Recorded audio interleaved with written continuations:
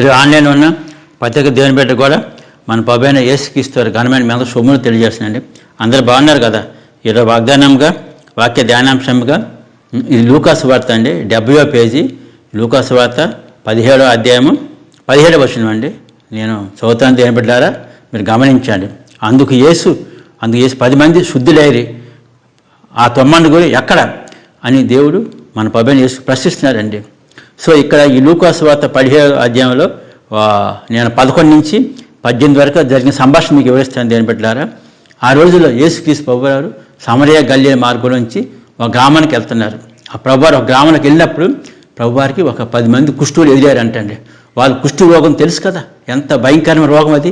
వాళ్ళు ఎవరు కూడా సమాజంలో వాళ్ళని వెలివేస్తారు. అలాంటి వారు మన ప్రభువారి మీద దగ్గరకు వచ్చి ఆయన కాళ్ళ మీద పడి, యేసయ్యా మమ్మల్ని కరుణించయ్యా అని ఆయన పాదం మీద పడి ఆయన వేడుకున్నారంట. ప్రభా మా కుష్ఠరోగాన్ని బాగు చేయమని. ప్రభు అందరి కుష్ఠరోగాన్ని కూడా బాగు చేశారు దేవుడు.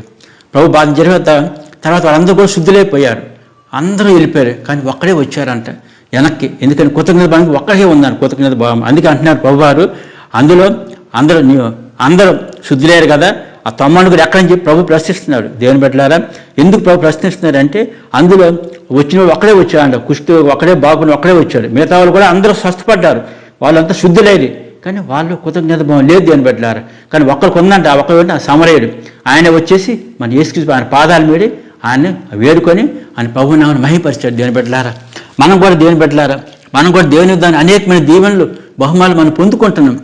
చాలామంది బిడ్డలు నేను మాట్లాడే మాట ప్రభువారు మాట్లాడుతున్నారు. దేవుని బిడ్డలారా, ఇది బైబిల్ వాక్యం కాబట్టి మన ప్రభువే మాట్లాడుతున్నారు, మన ప్రభువైన యేసయ్య.